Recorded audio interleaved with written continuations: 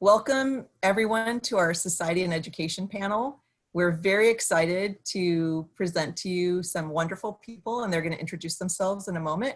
My name is Lucia Lockmeyer. I'm an English professor at Skyline College. I also co-coordinate the Puente program, and I would like to introduce you to some wonderful people. If you would go ahead and introduce yourselves, we can just go around in the same order we did. Hi, everyone. I'm super excited to be here. We have a lovely panel here today, and I'm super excited to be a part of it. I'm Alex Lopez, and I teach at Skyline College and a few different institutions around the Bay Area. And yeah, that's it. Thank you. Dr. Porter? Good evening, everybody. My name is Dr. Porter. I am a faculty for education and child development, as well as a professional development coordinator at Skyline College. Thank you. Ryan? Hi, everybody. Nice to see everybody. My name is Ryan Knutson. I'm an attorney. I have my own practice, and I focus on civil rights issues, so civil rights and police brutality, disability discrimination cases, a range of civil litigation. Wonderful, thank you. Miriam? Hello, I am also a justice warrior or warrior of justice. I'm an attorney. My name is Miriam Ortiz. Anyway, I run my own law practice in San Jose, where I focus on helping small businesses and also do a little bit of litigation, and very happy to be here. Thank you guys for having me. Thank you for being here. And certainly not least, but last, Kim? Good evening or good morning or afternoon, whenever students are watching this panel. My name is Kim Davalos. I'm counseling faculty at Skyline College. I primarily work with the Promise Scholars program and also have my hands in the Cypher Learning Community, teaching the leadership course, and also on the advisory board for Back to School Bells. I also, I think, should mention that I'm also a poet and a photographer that tends to bleed into my counseling practices and career. So I'll probably be talking about that too. Excited to be here. Wonderful, thank you so much. So I'll just go around, and whoever feels moved to answer, feel free to answer and ask you a couple of questions here. So how did your earlier career choices lead to where you are now? Lead you to where you are now? Let me say that again. How did your earlier career choices lead you to where you are now?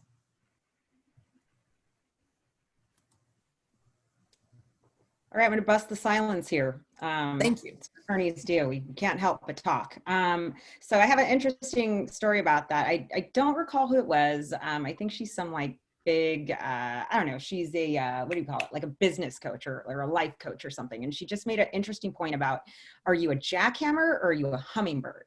So like there are some people that will automatically know, like from age of 4, they're like, I want to be an artist, and they just like excel, and that's all they do, and it's their passion, and all they do is art. And then there are hummingbirds, which are, you know, you kind of fly to flower to flower to flower, just drawing on different experiences, and then within that whole realm of experiences, you kind of are able to find your passion. So I would say that I am definitely of the hummingbird variety. And I have found that every single job I have ever had has in some way or other related to my field and practice of law.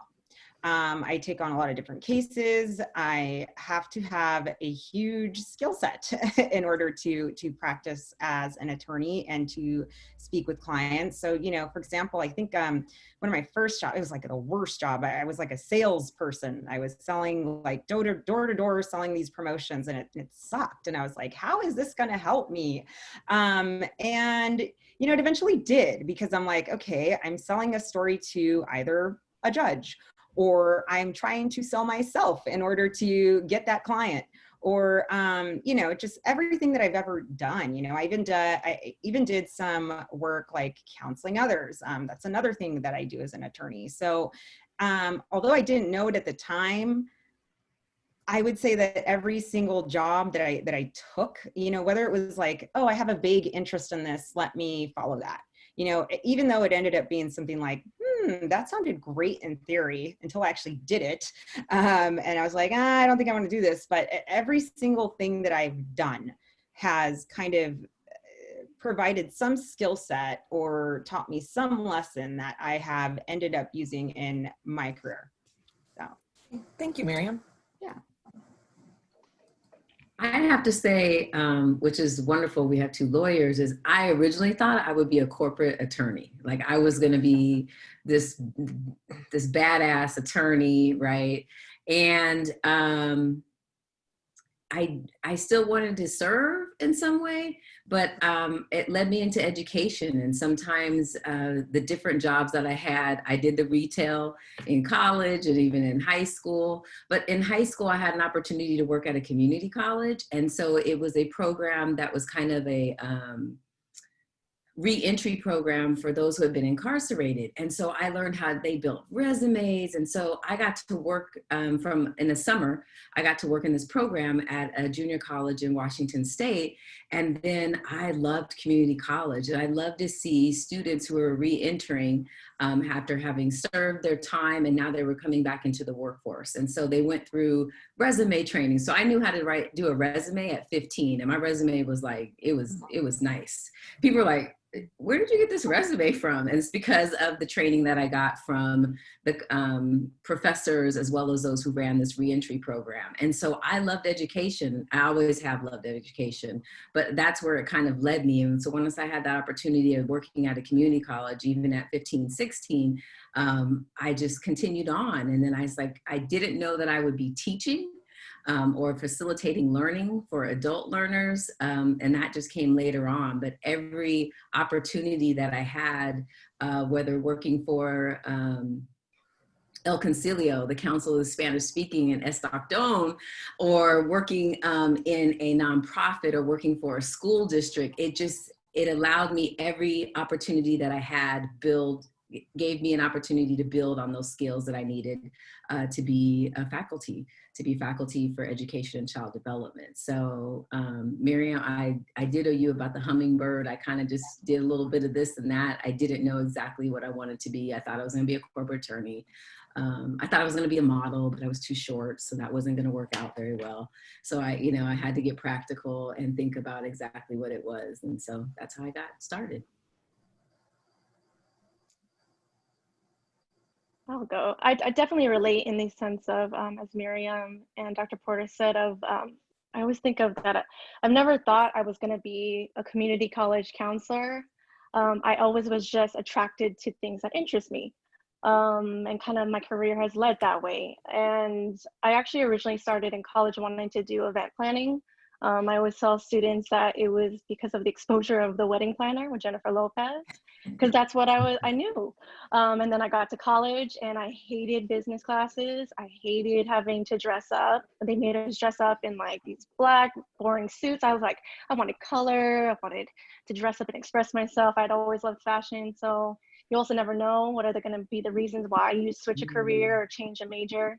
And then so I always was interested in kind of that. I loved, and still today, even my partners in events, I still kind of, I think in education, you do events really if you do coordination. So it kind of came back around anyways. But I always had that interest. And then what I think really shifted for me is I am originally from Stockton in the Central Valley, moved to San Diego State for college. And I'm the baby of the family. I'm the only girl. So I was like, I'm going to get as far away as possible. And then realized that that was really challenging for me. Almost dropped out and moved home. But then because of a mentor of mine, I consider her one of my first mentors, she landed me and helped me land a job to be an academic advisor. It was basically like one of the RAs. So, and I did it because I was gonna get housing for free. And I think it was through that, through just because I wanted to get housing for free, and then had her mentorship, and then just did academic advising, that I fell into really liking talking about majors, talking about classes. So that mentorship and taking on that opportunity as a student really shifted my career. So that's the big thing in my career that started and launched it. Just a shout out, Kim. I see that J-Lo, you got the hoops and the hair. It's good to see you're still carrying that. You know? I'm staying true. Yeah, that's right. I can go next. So So I'm of the hummingbird variety, I think also. You know, if I go way back, my dad was in the Navy for about 20 years, and he moved around quite a bit. But growing up with that tradition of military service in my family, I always wanted to serve. I always wanted to find a way to help people or serve in some capacity, either in government or you know, in the business field or nonprofit sector, or whatever it was going to be. But I didn't really know how I was going to do it. You know, throughout high school, I always wanted to join the military, maybe, and then eventually fell off the wagon on that idea for various reasons, mostly because I couldn't, you know, I didn't have the discipline at the time really to commit myself to that. And my mom wanted me to go to college. So I did that, went to college, and eventually signed up for this police cadet program out of my hometown. I won't name the town, but out here in Northern California, and was interested in law enforcement for a couple of years. And so I went through this cadet program for a couple of years, did all the training, wanted to be a police officer for about the first 2 or 3 years of college, and saw a lot of things while I was doing that, saw a lot of things, and I wanted to serve, and that's the reason why I went into law enforcement in the first place. But I think it was great training in the sense that being in that program for a couple of years, you learn the downside of a lot of institutions and the costs that a lot of institutions incur on society, and the limits of what, you know, folks can actually do, of what law enforcement can do, of what, you know, community counselors and social workers and, you know, mental health clinicians can actually do. So those 3 years that I worked at that department were very formative for me, because I saw a lot of different elements of the system and of law enforcement and of the legal profession as well, because you know, I worked on a lot of cases that went to the DA's office, and they, you know, filed a lot of cases. Some of them they didn't file, so we had a chance to work quite a bit with attorneys there. And one of the things that always really that really shocked me when I started law enforcement was what is happening to folks with mental health issues. And I mean, this is something that really has been focused on a lot over the last, you know, couple of years. I think a lot over the last year as well, especially people with mental health issues, people of color with mental health issues. But there really is, you know, what I saw working as a police cadet for the first couple of years, and we're getting to work with various departments, is that our society has placed the burden of dealing with mental health crises on law enforcement, as if it's a criminal issue. And it makes no sense. It makes no sense whatsoever. We've defunded our public mental health system. We've put the burden really on the state and local government, and the federal government contributes very little money to that. And we just don't have really the resources to provide the care that's necessary. So when folks have a mental health crisis, their families would call the police, and the police would show up. And, you know, in California, at least, they're not mandated to have a lot of training when it comes to mental health issues. They don't really have to understand them, and they usually are pretty aggressive, because in every other situation they have to be aggressive, or they think they have to be aggressive. So why wouldn't they act that way in that situation? So I saw a lot of things that upset me, things that shocked me, and I learned a lot while I was there. And generally, it was a good department, a lot of good people that worked there, but it really shifted my mindset and got me out of thinking that I wanted to be a police officer, and got me wanting to go to law school. And so after I got done with that, applied to law school, went to law school here in San Francisco. And then when I got out, you know, I knew I wanted to do civil rights law or something related to it. So I started working at, this is where Mexico comes in. So part of my family is Hispanic Latino, but nobody taught me Spanish growing up. So when Marissa back in college says, "Hey, you should go study in Mexico," I was like, yeah, that sounds like a good idea. So I went there, had the opportunity to learn Spanish, came back. And then when I got out of law school, I started working for a community nonprofit that was serving the Latino community in San Francisco. So we did a lot of, you know, civil rights cases, eviction defense, housing, real estate stuff. And then I jumped off from that. You know, I've been a lawyer for about 5 years, and I just recently jumped off to start my own practice right at the beginning of COVID. So it's been kind of a roller coaster ride, starting your own business right when all this stuff happens. Yeah. But it's been good. It's been good, and got some good cases. You know, working, helping people, and you know, I'm happy as long as I'm helping people, and that's what I realized throughout this whole, I guess, my relatively short life. Is that I'm happy if I'm helping people. You know, if I feel like I'm making a difference in the cases that I'm taking, and that I'm, you know, as I'm sure Miriam knows and you all know, if you're making a difference in somebody's life, if you're counseling a small business, or you're working with a student, or you know, you're actively helping someone with something that they really need help with, then it makes you feel good at the end of the day. So that's kind of my winding path to where I am today. You, Ryan? Yeah. Appreciate it. Great. So yeah, then I'll talk about my situation. So my situation, I came from a situation where I was the first to graduate, you know, from graduating from high school. My father, he graduated, I think, from middle school, and my mother, I think, just graduated from elementary school. So my path was a little bit difficult just because I didn't have a mentor per se. As I grew up through this, you know, wonderful world of education, and my parents believed in, at the time, that, you know, life was pretty much based on making money first and seeing the results of the type of money you make or bring home. So for me, it was really difficult with these circumstances where it's like, you know, show me the money kind of thing, as opposed to show me your education. And so I had to push forward, you know, having to guide myself through mentors, right? And going to school and seeing all my friends saying, no, what are you talking about? Ooh, you can't make money if you're not, you know, going through an education system. You're going to end up working at McDonald's or, you know, wherever, these typical places where you make minimum wage or less.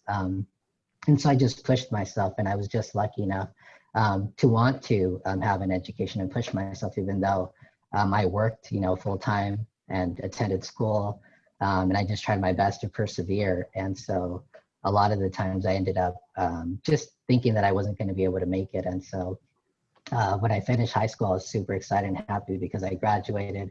I ended up deciding to go to a dental assisting school, which is so funny because I ended up doing that for a while. But I realized that a lot of bad things were happening in that institution, especially for some of the private companies I was working for.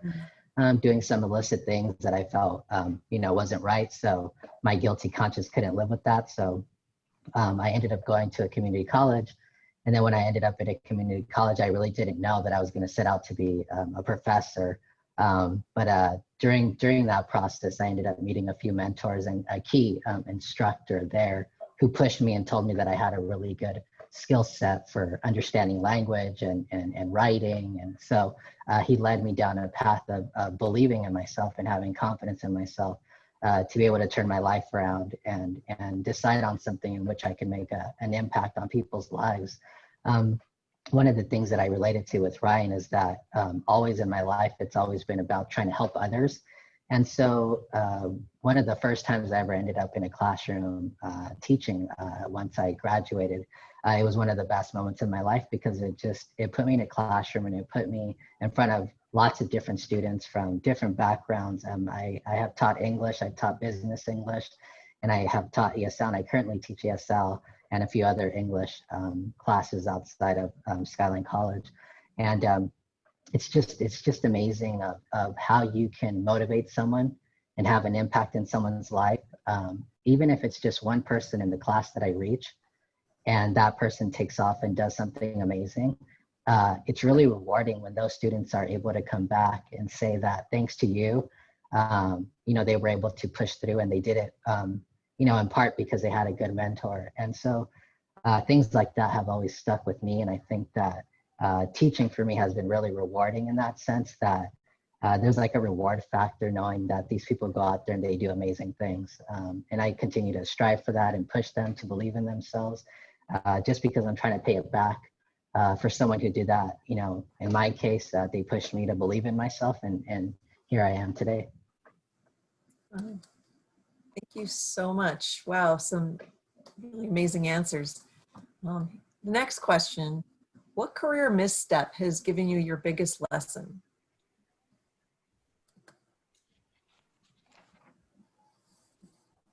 I would have to say, so I don't see missteps, and I always reframe things. So I'm the one who's from strength-based approach. And so Nice. I see opportunities for growth. And so I always tell students that's just an opportunity for growth. And a misstep, I think allowing somebody to try to tell me that, even in high school, I remember the counselor sitting with the three of us. And so I can see this clearly. Even today, I remember the conversation. And so I was like, oh, I'm going to go to college. And back then, before we knew Bill Cosby had his issues, right? So we didn't know he was a child molester. I just want to put that out there.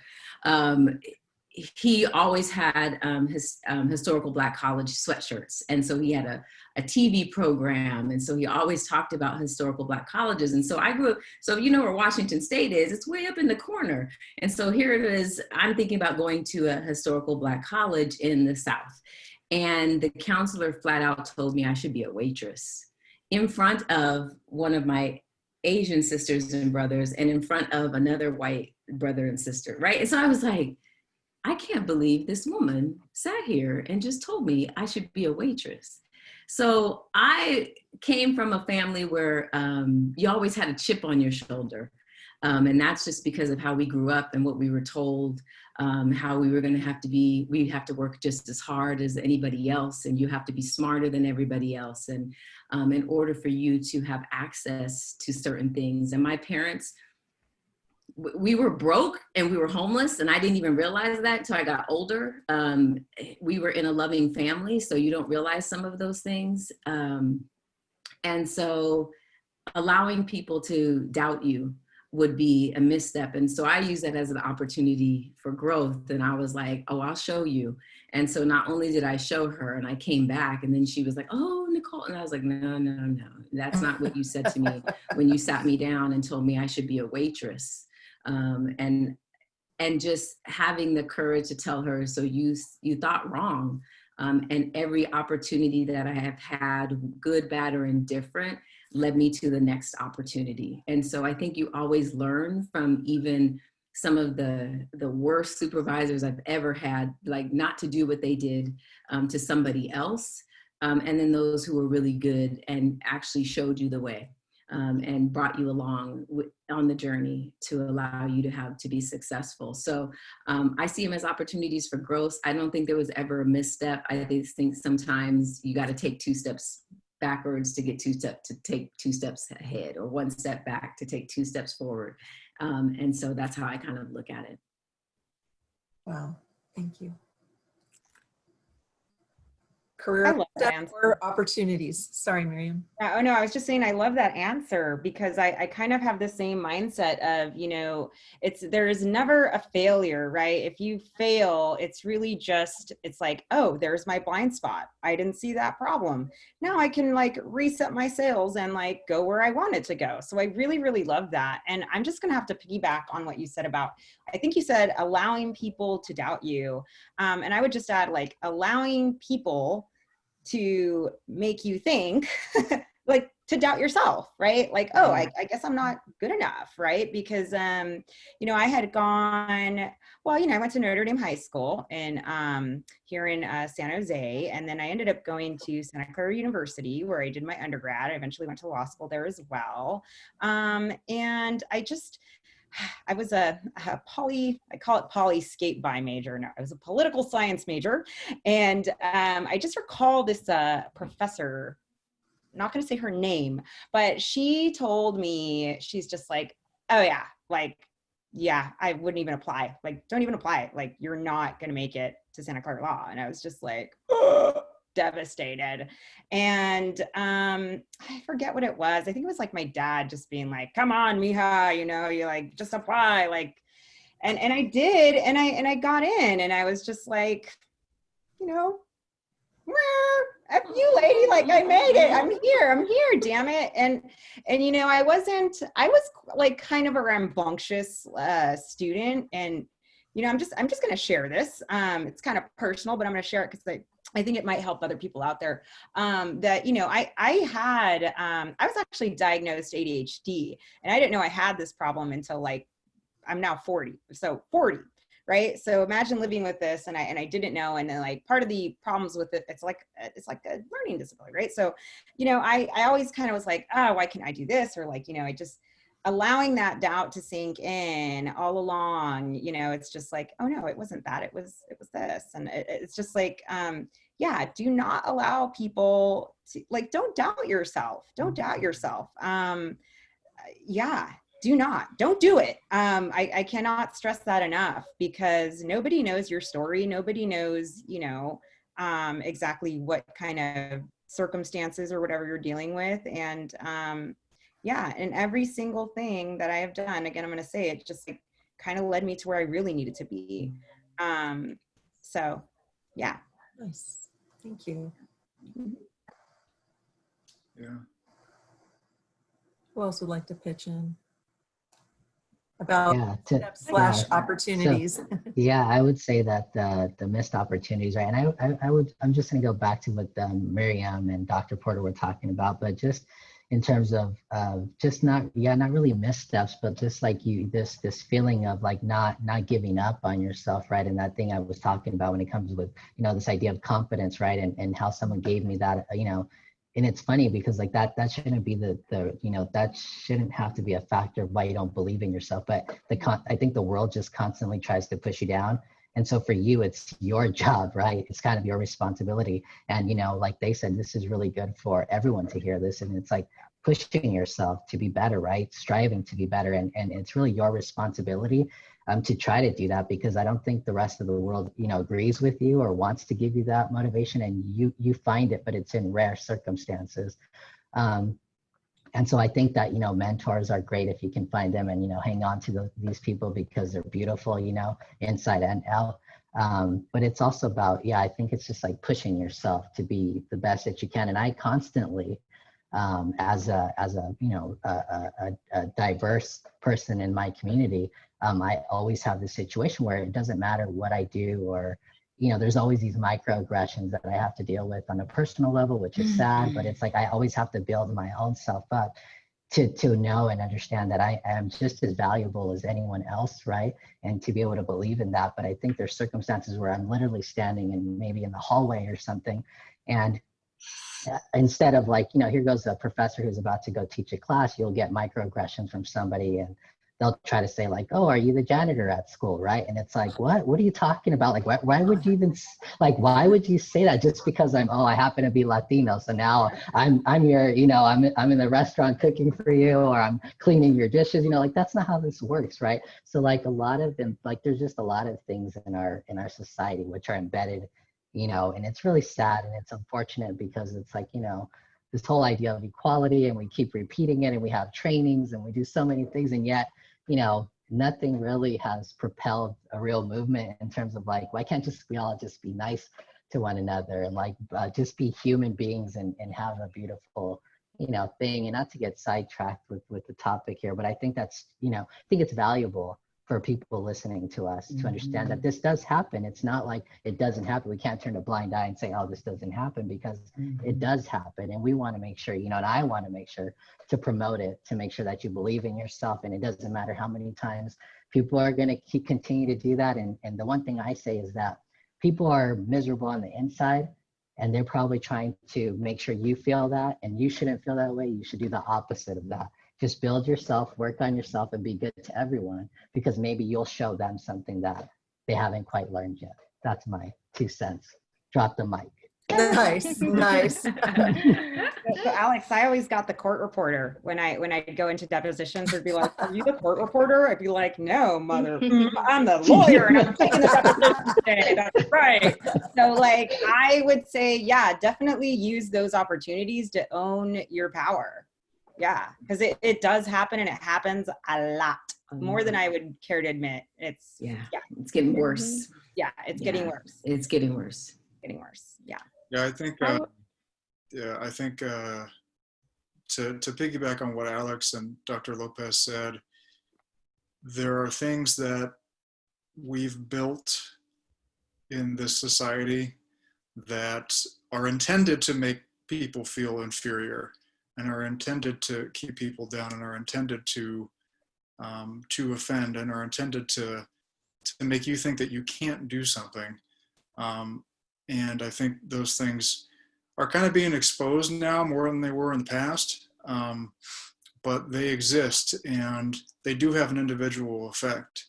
And they try and strip people of their purpose and the full realization of what a human being can do and the full potential of what we all can do. I had an experience at a firm I used to work at. It's probably the worst job I ever worked at, where it was an insurance defense firm. I went there because I wanted to get, experience in trials and litigation. And little did I know that, I had always worked at nonprofits before then, and I'd always worked at, other offices where there was some purpose to the work that you were doing and people made you feel like you were doing something good. And then to kind of walk into this place and figure out that all that, folks at that firm, I won't name the firm, but all folks in that kind of sector of work cared about was making money and having, the billable hour and making sure that you were able to, get those billable hours at the end of the month, and without really thinking about what effect that would have, on people.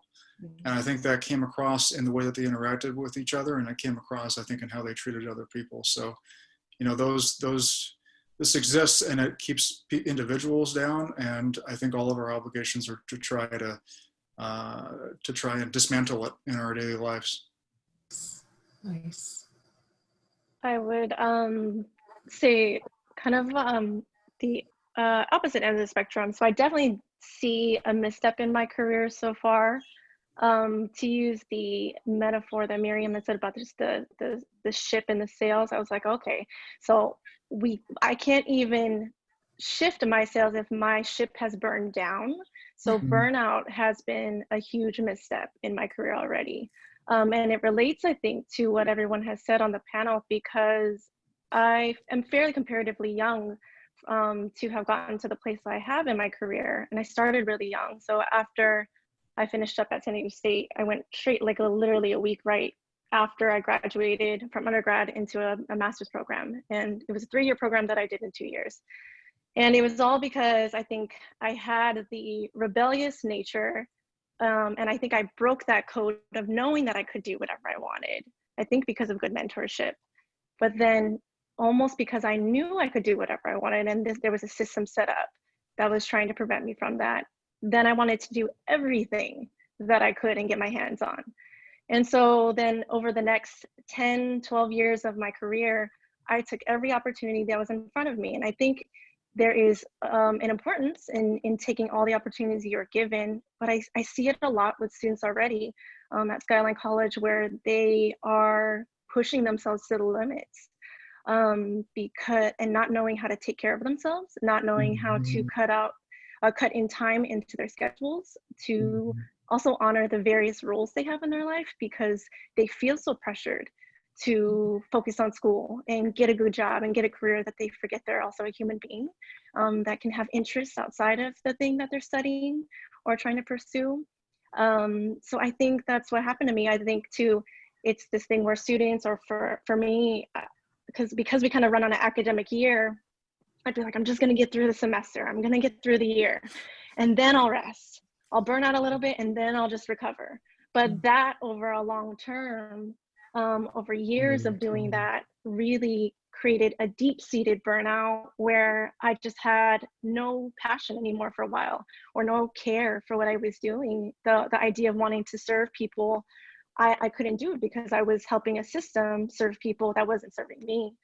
So I think that's also an important from an thing. empty cup. Sorry to interrupt. Yeah. Right. Can't serve from an empty cup.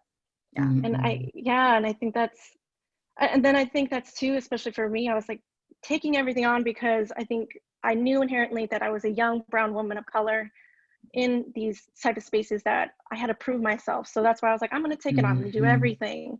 And then I'd go home and just be a wreck, or personal life would be a wreck.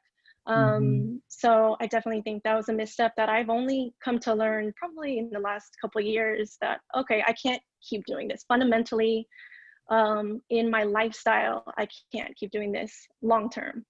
So I don't even have the answers for how to come back from that misstep quite yet. I think I'm in the process of trying to adjust that and rebuild my ship. But that was definitely my big misstep so far. Yeah. I think the fact that, Kim, that you said it is that you're working on the healing process. The fact that you could articulate and actually say it. Something that you said is, I watched my mom work herself to the bone. To the point where she got cancer. And she, and she didn't have, she graduated from high school, and her cohort was, you get married right after high school, and she married my dad, who was in the military, and she got sick, and that was a pivotal point. We also just lost a colleague, right? Mm-hmm. And so it makes you value life in a different way. And the fact that you could articulate that, you're there. It's hard, but as you watch people go through that and that burnout, and I say that to myself, is that I don't want to work myself to the point where I get sick. I can still serve, but I've got to figure out a balance to how I can still serve, but I also got to take care of myself. And Miriam, you said, when you're tired, and there's nothing that can bring you back from that, depending on, where you are in your journey, and spiritually, and, where you are as far as meditation and thinking about those things. And sometimes when we're in the fight, we just don't see it. And because we have to prove something. And so I definitely resonated with what you said. And yeah, I watched my mom, she's in remission, but then the cancer came back after 16 years. And so here we go again, right? And so I definitely understand that. Please take care of yourself. Now I'm gonna be checking in on you, now that I know who you are. Yeah, I was gonna chime in on that too. That's something that, yeah, you really got to take care of yourself. My mom is the same thing as Dr. Porter here.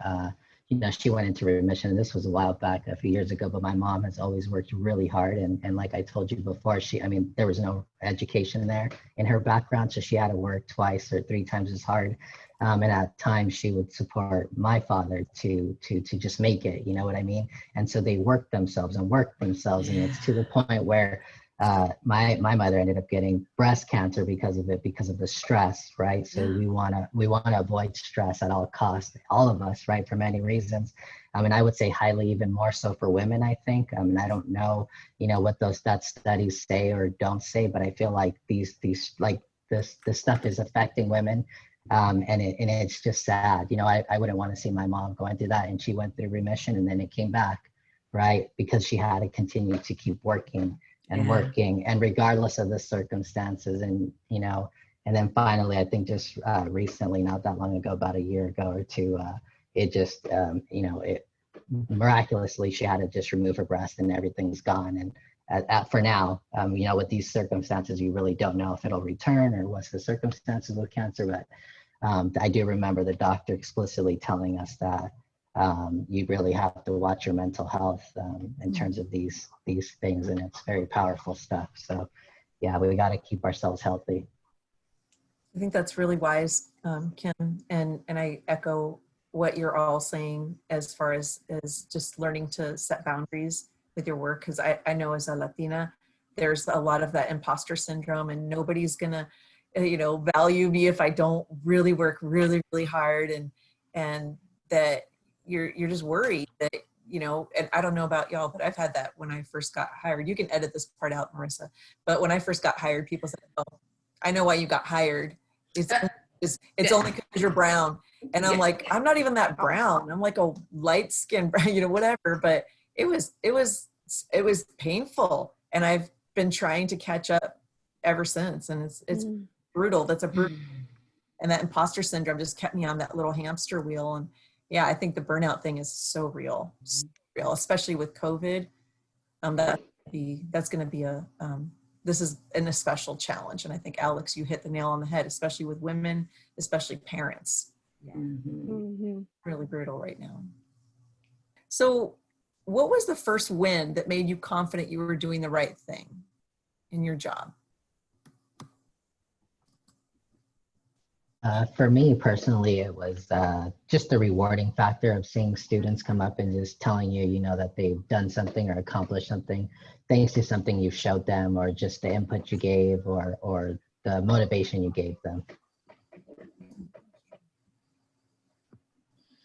I think for me it was, so when I was in my last year and a half of law school, I worked for a congressman's office in Solano County, Congressman Garamendi, and I was a law clerk there for 3, 4, maybe about 6 months. And I worked on a lot of legislation there, and some of what I worked on was later incorporated into an immigration bill, which was not passed. But it's something that actually had tangible effect, and that was pretty early on in my career. So after that, I realized that, you know, after all these years of going to law school and trying to figure out what exactly I was doing, I was actually starting to have some kind of an effect. So it was a good moment. Nice.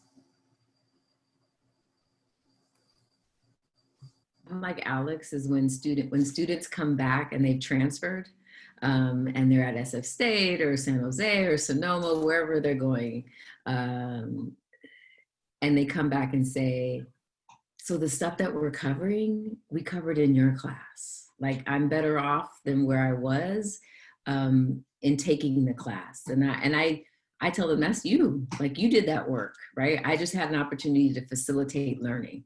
So you took the opportunity up and did what you needed to do to get to where you need to get to. And so it's all those wins every time a student emails me. I think the last one was where a student said, you were the first instructor of color I've ever had, and you were the first Black instructor I had. And he was that was like, he was like, and I didn't know that existed as a young Black student. And I was like, he's like, I didn't think I'd ever have anybody. In his whole career, he was saying he never had a teacher of color, but especially a black professor. And so that touched me. And I still keep in touch with him just to see how he's doing, and any way I can assist in his journey as well. So. My first win's kind of funny. It was actually, and it was the same person. It was a childhood friend. And in high school, I kind of mentored her a little bit. And she told me one day, like, gosh, you know, Miriam, like, I really respect you. And just like the way you just like push through things, like, she's like, it's almost like you don't give a F, like you just do it. Right. And then later on, I ended up having, actually took on a case with her. And so I took on a case with her. It was a civil harassment restraining order of all things. And then she goes, you know what, Miriam, you know why I picked you? I was like, why? And she's like, because I grew up with you and I know you know how to fight. And I was like, you know what? Yeah. And then just the way she would talk about me, because like it's this imposter syndrome, right? Like, oh, I'm not good enough. Who am I? Who am I to like, you know, do X, Y, Z? And we're in the courtroom and she had some hotshot San Francisco attorney, like older, total jerk. I don't know why. It's always the older, like white male attorneys that give me the most crap. But yeah, I mean, he walked in there with his associates and this and that, and it's just me and my little, you know, rolly bag. And I'm like, you know, he's trying to, you know, intimidate me into settling this case. And I was just like, yeah, no, we're going to trial. Like, I don't care. Like, oh, what? Oh, your client says this? Yeah. All right. Okay, cool. Yeah, not going to take it. And she's just like, one of the comments she said was like, she's like, yeah, you know, like, la Miriam es muy chingona, you know, like she doesn't get intimidated. And meanwhile, I'm sitting there like shooting bricks, like, you know, like, oh, damn, am I really going to go? And it's just kind of like, you know what? Yeah, you could do this. So that was a big win for me. Yeah, that's how I knew I was in the right place. And not that all lawyers fight. You don't fight. And it's not about just like fighting, you know, it's also about like knowing when to fight, knowing when to draw that sword, and then knowing when to be reasonable, and knowing when, like, you know, maybe drawing that sword isn't going to help your client. Maybe you just need to like sit back, chill, talk your client off the ledge and be like, dude, what are you really fighting about? You really want to spend money paying me? I'll take your money all day. But at the end of the day, like it is in your best interest to settle this case. Like, what are you fighting about? So, and that's the way I help people. I always thought like that doing law, I was like, well, how am I going to really help people? And you do, like, I do help people. And no matter, I mean, if you're putting your heart into it and it's something you're jiving with, I guarantee you're going to help people, because people are going to see that love that you have for what you do, or it's just the way that you do it. Like, nobody's going to be able to do what you do better than you. And don't compare yourself to others, you know, and that's just, it's going to come out. So anyway, that was my win. Yeah. They ought to have in class in law school about how to be reasonable. Actually tell people what they need to hear when they need to hear it, and how to be reasonable in counseling them. Yeah, that's a huge issue. Yeah. I feel like I'm a therapist too. I mean, yeah. I'm also like very much so. Teachers, same. Yes. I think I'm last. I would just say my big win was when I graduated. Every time I graduated, my bachelor's and then my master's. And it makes me think of the students now that are listening to this that might be graduating this year and not be able to walk a stage. And I think we have been acknowledging for them that that's tough. That's tough that they don't get to actually have that physical win that they had been dreaming about for so long. Yeah, so I would say definitely when I graduated, being able to be who I am and all my identities on a stage and in that cap and gown was huge. And then I think too, in my career, every time, similar to Dr. Porter, every time, and Alex, every time a student, they graduate too, every time, I think too, it's this weird thing. I find that I win when a student wants to change their major, because I particularly counsel STEM majors. And a lot of them might start out because they're going into it because it makes money, or this is what their parents wanted for them. And they never really had a space to question why they're even pursuing the career that they're pursuing. So when they finally are like, oh, this is actually not what I want to do, but I'm now stressed out because I'm 3 years in, I think it's a win still, because then, like we said, no missteps, just another shift in their journey. Nice. Did we get everybody? I marked this wrong. All right, we're gonna shift a little bit to more about the field in general, and just want to ask, what is the biggest challenge that you're seeing in the field at this moment? COVID, not COVID, just what is the biggest challenge that the field is kind of offering right now? I can go first. I think the biggest challenge for the legal profession at this time, and probably Miriam feels the same or maybe has another take on it, but the way in which courts operate now, because a lot of the cases I have are backlogged, the hearing, the resources in the courts just aren't there to hear things as quickly as possible.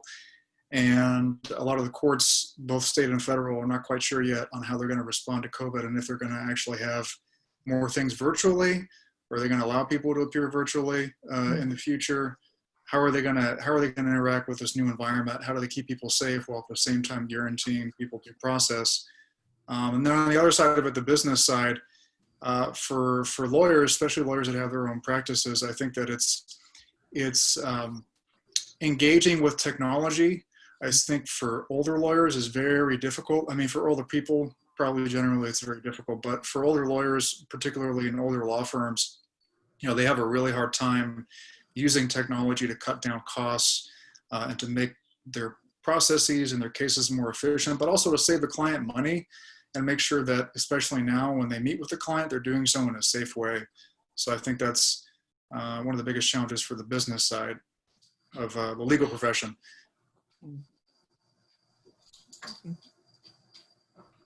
Yeah, I mean, I'm thinking about the biggest challenge in the legal profession, and the ones that I would come up with are ones that I actually kind of worked around, right? Like, I also worked in a firm with billable hours and was like, how in the freaking world am I going to ever raise a family and have time for my kid when I'm expected to bill like 200 hours a month or whatever the heck it is? And so, I mean, I feel like with COVID, some of the challenges that I used to see in the legal field are kind of they're kind of fixing themselves in a way. Like one of the challenges with law is that people think of lawyers as really inaccessible. Like you got to pay some big fat retainer to like get representation. And, you know, and it's with the way things are going now, you know, people are going inward. I left my firm and I started my own firm, and I was like, you know what, I'm going to find a way around this. I'm going to make my own hours. Like I'm going to do it my way. And I'm making myself accessible to clients. I'm finding different billing practices so that small businesses, you don't have to be some big corporation to have an in-house legal counsel, you know? I mean, that's, gosh, like it's just, I don't know if you feel that way, Ryan, but I feel like a lot of the challenges we used to see, like the law, the practice of law is really changing. It's really changing in that sense. I mean, you have things like Legal Shield or, you know, it's just becoming more accessible to people, which I think is great. I would agree. I think it's there. I think there's a silver lining to the cloud in that, because it is making things more accessible, especially for folks like us that have our own firms, because we're really able to connect with people on an individual basis. Where bigger firms, they have to go through layers of bureaucracy really to connect with their clients. And they also, their billing practices are way out of date, and no one's ever going to be able to afford them. So people aren't going to want to pay that. Yeah. Right. Right. So I would jump in with, when it comes to education, right, in terms of what's changing because of COVID, I'm just starting to see like some of the social inequities actually, in terms of people financially, right? How are they doing? What's happening? Do they have the resources to buy that computer, to have good Wi-Fi, to be able to connect? And so for me, my job has gotten much more difficult. You know, our jobs as instructors or professors or teachers, I feel like we have a really hard job already in terms of making sure, you know, we're grading everything, we're doing all the right things, pushing these students, motivating them. But at the same time, now with all of these circumstances, now you have to pull for these students in a much larger scope, because now it's like if you're losing students because of technology or because they don't have the best Wi-Fi and financially they're not set, like what are we doing as a community, right, to help these people? And I know Skyline is really amazing, and we try our best, right, to make sure that they have computers, and we're doing like food drives for people. And because we're also sometimes I think we don't step into these people's shoes, but like maybe their families are losing their jobs, you know, because of all the circumstances that we're faced with these days. And so it's changed so much and dramatically, and just like this, I mean, it just changed overnight for many people, and for teachers especially, or you know, and I'm thinking at the college level, but now I'm thinking even, you know, let's look at preschools and elementary schools, right, and what they're dealing with, and parents and all of that nature. So it's just, there's just so much happening in this in education itself, and it's kind of scary, because I feel like, you know, all these students who have potential, who want to give it a chance, who want to go and pursue something, they're being faced with dilemmas that are just out of their reach or out of their hands. And so a lot of the times, these are the students who are going to suffer and not be able to be at the same level as other students, because they're going to be behind from the get-go. So my job personally has changed a lot, because I have to find ways to encourage these students, even if they don't have Wi-Fi. I mean, I'm doing everything I possibly can on my end. I mean, even if it has to be like through email or through, you know, whatever it takes to just make sure the student has like access to my videos, somehow my Zoom meetings with them, like, you know, trying everything on, you know, trying everything I possibly can do. And I think that's a good lesson for young people coming in, is that, you know, in jobs and in everything, in different, you always have to adjust, and you always have to like do things you didn't expect to do. So even though you thought you were going to go in for something and do something with your life, and you were going to, you know, change the world, you always have to, like, you know, it's baby steps, and you have to do everything in your power to help and things just change all the time. So you just have to be flexible and try your best. Yeah, I think the same. I think the biggest challenge right now is, I keep thinking of retention. It's one thing, I mean, we've already had a drop off, right? I think I don't know the exact numbers, but there's been a significant drop in enrollment in our program. Even the engagement is low. So I feel like I'm focusing mostly on, well, for new students, just keeping them there, even if it's one class. Technically in our program, they have to be full-time, but I'm like, I don't care. I'll work it out. We got to talk to our director, our dean, whoever, but as long as you can stay in like one class just to keep the momentum going.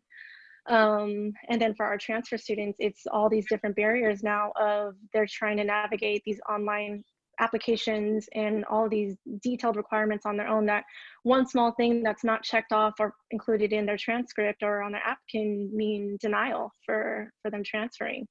So it's a lot of trying to keep students right now, especially our Black and Brown students. And I think a lot of our foster youth too. And also trying to help them get to that next stage that they've been working for. That's been such a challenge. It was before COVID, and it's even more so now. I definitely would say that the being in a pandemic is, as well as racial injustice, right? A racial unrest, or now all of a sudden people have gotten woke just magically, has caused a lot of, we see the effects of what is really happening. And so where we thought we made some progress, we really did made a little bit of progress. I teach teachers, and so it broke my heart when I saw those two students in Salinas sitting outside of Taco Bell to get the Wi-Fi. And I was like, and why didn't the teachers know that? Like, and so I always feel that there's a part of me that I need to know my students, and I can't know everybody's story, but I will try. And so I make sure that I'm accessible to students in a way, hey, I understand if you don't have Wi-Fi. A lot of our students before COVID were using their cell phones to actually take classes. And I couldn't understand, I was like, why are they having such a hard time? It's because they were very fluent on the cell phone, but they weren't really well on, most of them didn't have computers. They didn't have laptops, and tablets are horrible. I did that one time. I went somewhere and I was taking a class and I took my tablet. It was the worst experience ever in just that brief weekend, and having access to technology. So we're seeing a digital divide. So, you know, I think Ryan, you talked about even age, and definitely sometimes it's just not, they haven't had access to actually using a laptop or a computer to actually do their work. They're using their cell phones, and that has become the device of choice. And so you can't navigate it. You can't write a paper, or you can't do a really good discussion on a cell phone to some extent. And so I think that's one of the challenges, is seeing the educational barriers, the cultural barriers, the access barriers. A lot of things from this pandemic have brought out things that we didn't do a good job at taking care of our communities.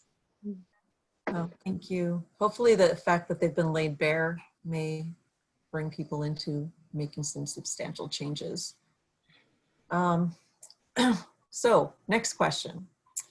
What are common misconceptions? Start over. What are common misconceptions people have about your field? What do you do to address those misconceptions? The educators on the panel. Oh yeah, it's the biggest one is that we're underpaid. And comparatively to my best friend who works at Google and didn't even have to get a master's, yes, I don't get paid as much as her. But I think it's that question too of what is the life I want, and can I make enough in education to get that? And I can, and then some. I'll even be transparent with students who are interested in the fields and break down my salary for them in the contract. And I think that's part of the cultural knowledge of sharing with them. That I used to think that too. I was saying, no way I'm going to go into education to my parents, because how am I going to make money? But now I see the benefits, because it's not only just the money, like we were saying about the balance. I love education because I get summer and winter breaks. I can work if I want to, but I don't have to. I have that choice, and still have the balance of being able to serve and to feel good about, and I have purpose. So I would say that. And then the other one too is that that counselors specifically are all older and grumpier and just want to tell students what to do. Especially now that we're on Zoom, when I turn on that camera for a new student, I can just tell. I know the thoughts that are going on in their head are, am I on the right appointment? Is this another student? are we waiting for the counselor together? Which I love. And again, I love that. I love breaking down those notions for them. When I tell them, when I know the music that they know, when we talk about the same things, it really blows their mind.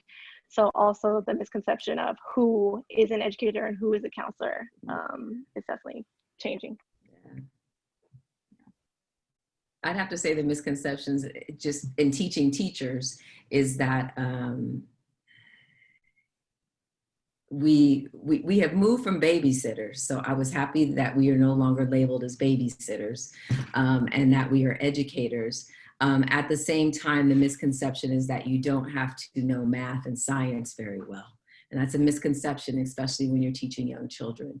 I need you to know every subject.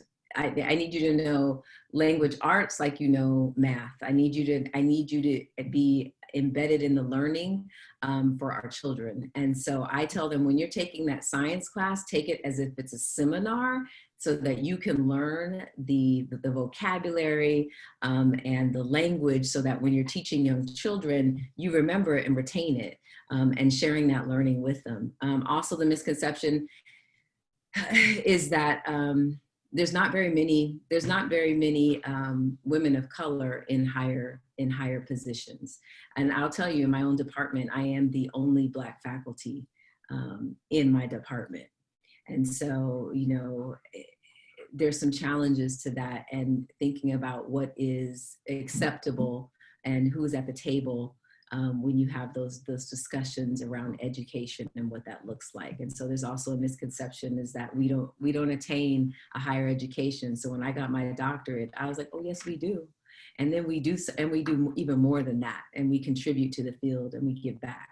And so that's a misconception, is that, you know, you just, I'm just going to be a teacher forever. And you'll always be an educator regardless of what level you're teaching at, but it doesn't mean you can't obtain that higher degree.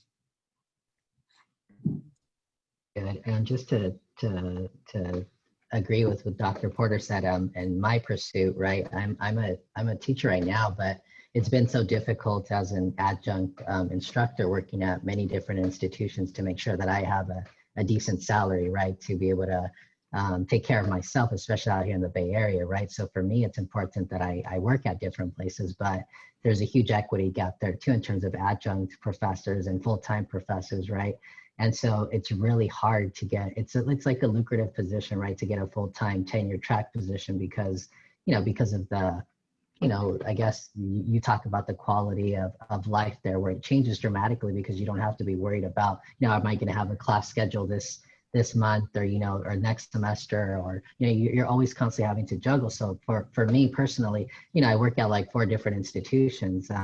And so for me, it's like, you know, right now, actually, I'm kind of happy. I mean, I'm not happy because of the circumstances revolved around COVID, but I would say that my travel time has just completely diminished because I was constantly on the freeway, you know, and in the Bay Area, you know that our freeways aren't that great. It's, I mean, people talk about Los Angeles. I'm from Southern California. I know what traffic looks like, but when I think about the Bay Area, we're small, but trust me, this traffic is probably worse than Los Angeles, just because in Los Angeles, I mean, you're not really moving, but here it's like, to get to one place, it takes an eternity, just because, I mean, and we're so close, it shouldn't have to be that way. In my circumstance, right, it's been really difficult. So I think that's been beneficial. But yeah, I'm still, you know, for me, Dr. Porter, I'm chasing my doctorate degree, and I'm applying to a few schools. And so for me, it's about how do I get into a position to, you know, change things. And the only way to do that is, you know, I love my students. I love everything about that. It's very rewarding, but I feel like sometimes we need people to go a higher step, right? To get that extra level of education so that you can start changing things from the top. Because it's like, you know, a lot of us, especially, you know, people of color and things of that nature, all of us minorities, right? We have issues in terms of being at the table, being at the higher seat to make improvements or suggestions or having a different perspective. One of the things that and I'm just going to share this just because I think it's important, is that, you know, when you go into an interview panel, for example, to get these higher positions, right? in some of the institutions that I've gone to for these full-time interviews, right? It's already nerve-wracking because you know it's an interview, you know it's important, but then when you see the body that's you know, regarded as the ones who are gonna per se open that gateway for you to have an opportunity at life, there's no diversity in that body and there's no different perspective. So already me walking into that room, I feel like someone who has a different perspective on things, and I already feel like guilty for maybe not being, you know, on that side of things, because you're just automatically naturally feel like whatever I say is not going to be good enough because my perspective might be a little bit different or I might look different. And so there's always this idea of like, no matter what type of confidence you have and no matter the skill sets you have, right, you always got to push to even be better than that. And it's like, don't give up, right? The message is always don't give up, just do your best. And especially for young students, right? Just don't give up. That's my message to everyone, is that you can always better yourself. And I know that there's 18-year-olds, 19-year-olds, 20-year-olds, right, that are out there dreaming and dreaming big. And so I don't want them to think like, oh, I can't do it. You can definitely do it. You just got to push and fight for what you want. I stole that from Miriam. Fight for what you want. Yeah. Yeah. Speaking of fighting, that's the first thing people think about me. As soon as I say, hi, my name is Miriam Ortiz, I'm an attorney, they're like, woo, woo, woo, woo. Oh no, who got the attorney involved? Why does everything have to be going to hell? You know, it's like, they think you're combative, you're litigious, you're money hungry, you're there. And it's like, no, you're cold-blooded, you drive Beamers, and let me tell you, I know a lot of poor attorneys. That's not true. No, and you know, we're not all cold-blooded and we're not all litigious. It's all about knowing when to pull that sword, right? And it's all about, you know, I know a lot of attorneys, you know what, I'll just say this. I know some attorneys that are like that. They're also really crappy attorneys, because an aggressive bulldog attorney alone does not a good attorney make, right? You got to know when to be reasonable and do the best thing for your client. And I mean, most of the attorneys I know do care about their clients, and they are looking for the best way to serve, and they are also involved civically in other duties. So yeah, that was like that whole, like, we're just litigious thing. Well, yeah, I know how to fight when I have to, but I also know how to solve problems. You know, I'm a problem solver too, and I can mediate, and I know how to talk to people, and I know how to engage people. And you try to convince people that, hey, maybe this fight isn't worth a fight. Like, that's, you know, that's also a skill that attorneys have. They mediate, they bring peace, they eradicate conflict. So anyway, yeah. That's my experience as an attorney. Yeah, I would agree. I do think that the lawyers that are overly litigious, and I've encountered a few, and I'm sure Miriam has encountered more than her share too, they make a bad name for all the other lawyers that actually evaluate the circumstances and look at the facts and see what the law supports and counsel their client through really difficult times in their lives. Because 95% of my clients are going through difficult times in their lives, and they don't need me telling them, hey, you just got to go fight, and we're going to get you this no matter what, and there's no downside for you, and yeah, let's go fight. And I don't really care, right? In that sense, I wouldn't really care about the outcome personally, emotionally, the physical and emotional toll that takes on someone. So I think those attorneys exist, and I think they've fed into the stereotypes over the years, but the vast majority of attorneys that I know and I associate with are folks that really care about their clients and are reasonable and evaluate the circumstances and look at the facts and don't just sue to sue, because the legal system is decentralized enough to where people can get away with some stuff sometimes. Truthfully, frivolous lawsuits are filed. And sometimes folks are cornered and they just settle because they don't have any representation, especially in civil court. Not always in criminal court, because you can get a public defender and such, but civil court's a little bit different. So I think, that's a big misconception. Another one, and I'll just really quickly touch on this, is that lawyers, as soon as you get out of law school, somebody hands you a big check and you're automatically a millionaire. For some reason, I don't know, people just think that, like, when you get out, and especially if you want to do civil rights law, I don't know why people have this impression, but you're just highly paid and you win cases all the time and money just comes to you. And no, it's like, you know, when you're working at a nonprofit, you're typically underpaid. And then maybe once you go private, you make a little bit more money. And then once you start your own firm, it's your own business, and you have to consistently work on your business, and you have to do all the other things that business owners do. So that's a misconception. It doesn't just come to you. You have to actively work for it.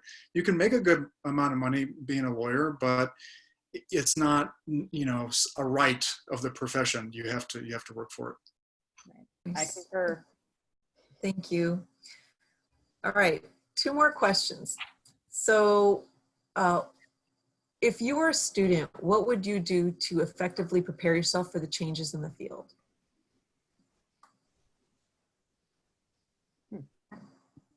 I would travel more. That's what I would do. Mm. Travel, travel, travel. Learn how other things work.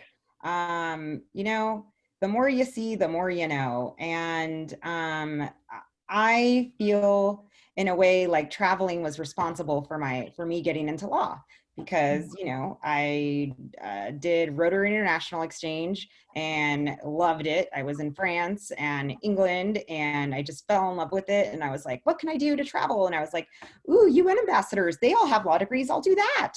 And, you know, and then as I got into law school, and, you know, kind of lost sight of that, but I, you know,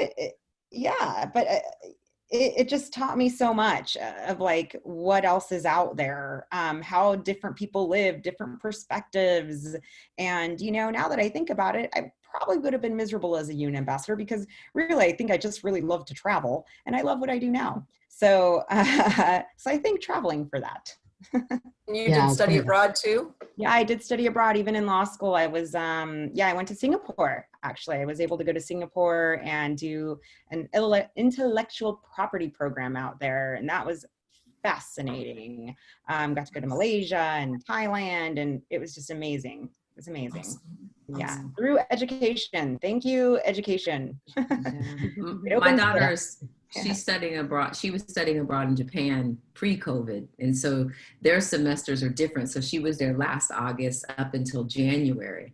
And so she was in Tokyo. And I was like, I didn't have that opportunity as it's open to you right now. You can study abroad at the junior college level. You can, there's so much money. Don't say, oh, I can't afford it.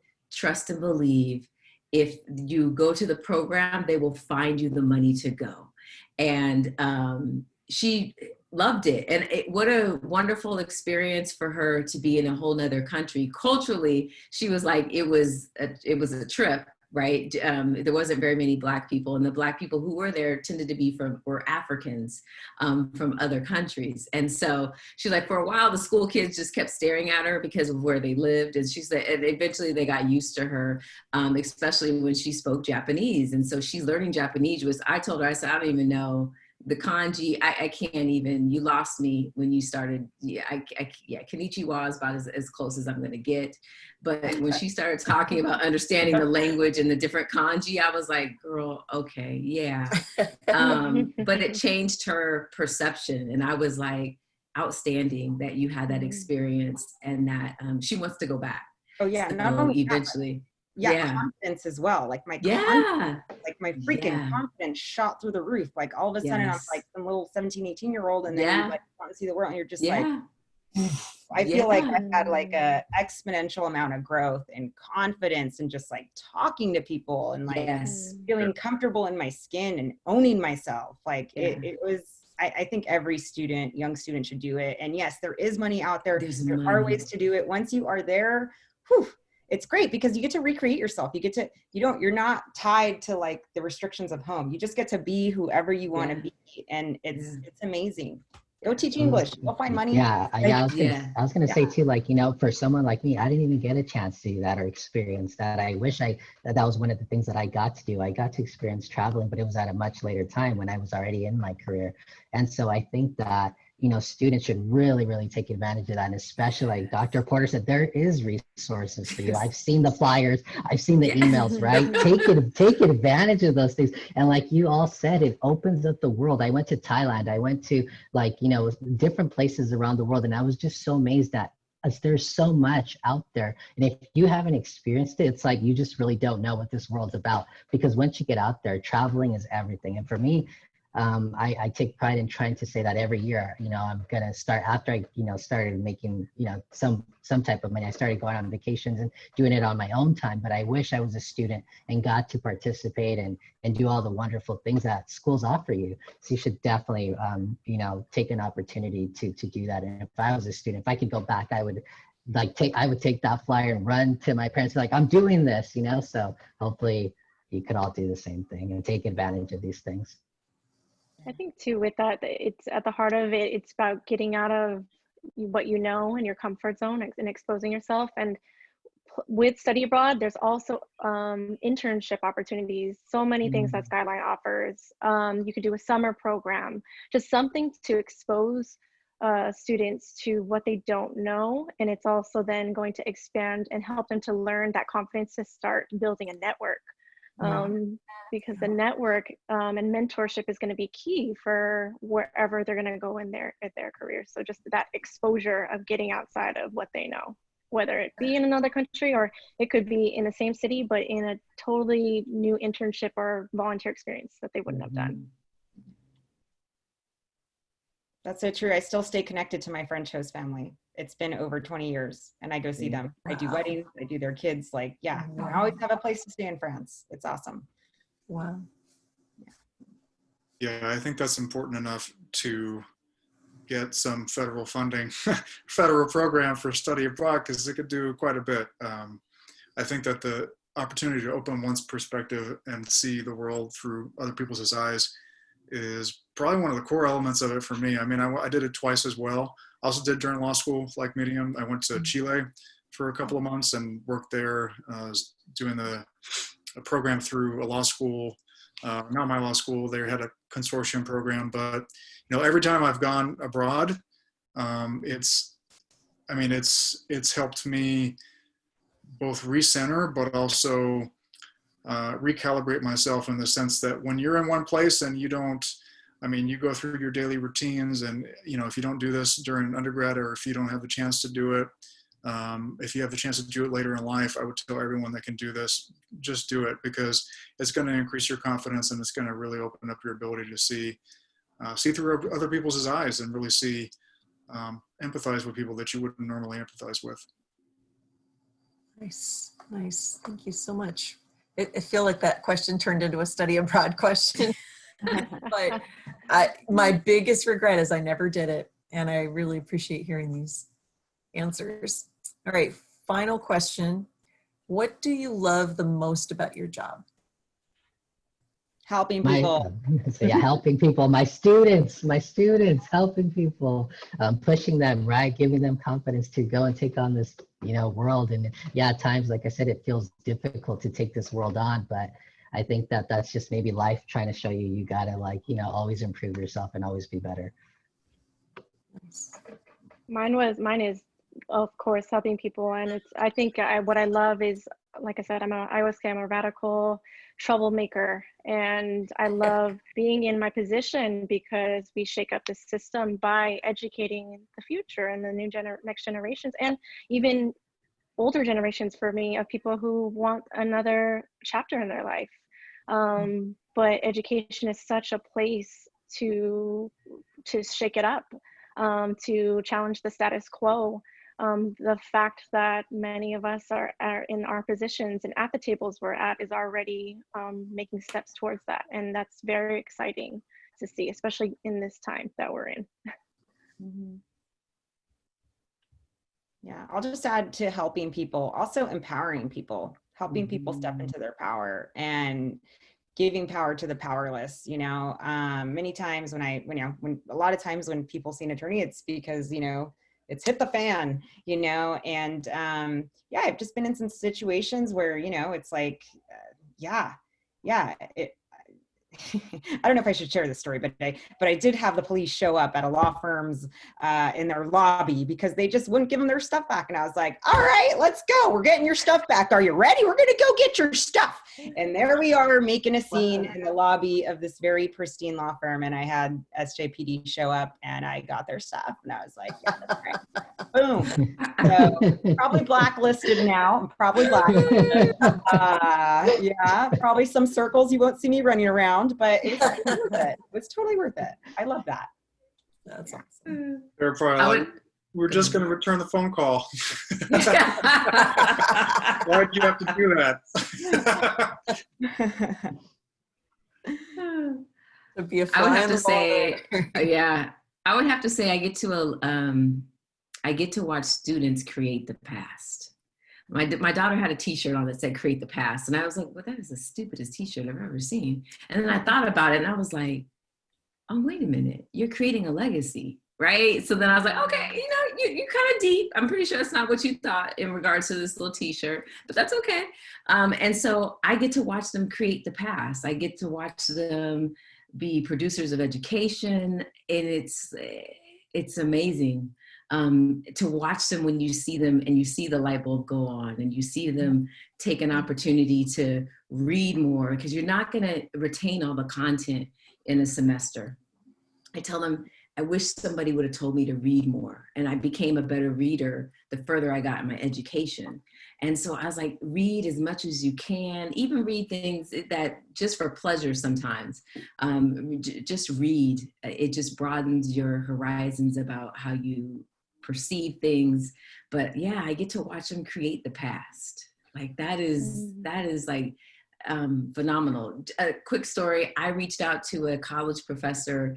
I went to a historical Black college in Alabama called Talladega. Now, most white people know Talladega because of the Speedway. So I'd be walking around with the sweatshirt, Talladega. I'm like, yeah, enough about the Speedway. There's a college there. And I reached out to Dr. Jeffers because that was the first Black woman that was the first Black person I saw that ever had their doctorate. Not as far as history books, definitely I could read about, but I actually had a professor who had her doctorate. And I reached out to her, and her daughter wrote me back and said, thank you so much. My mom's so appreciated. And she's like in her 90s now. She said she remembered me, but I was like, okay, you just say that to all the children, all the students, right? But it made me, I wanted to give back to her to let her know you encouraged me to continue my journey. And so when her time is over or whatever, the legacy you get to leave is in the ones that are still here. And so, yeah. Oh, nice.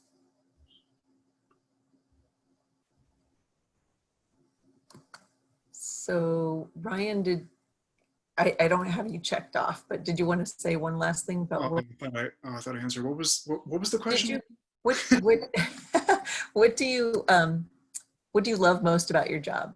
Did you already answer it? Kinda. I'll keep it short. Helping people, but also being able to understand something and really understand an area of law to where you can help people with the same thing over and over again. That's something like that. I don't know why it's satisfying to me, but just being able to become an expert in something and being able to help people with that thing or that type of case or that area is very satisfying, because I think it builds familiarity with something, but it also helps you. Because in any profession, there's a lot of stuff you have to go through and a lot of stuff you have to learn and a lot of skills you have to build. But knowing that you are really good at something is always a good feeling.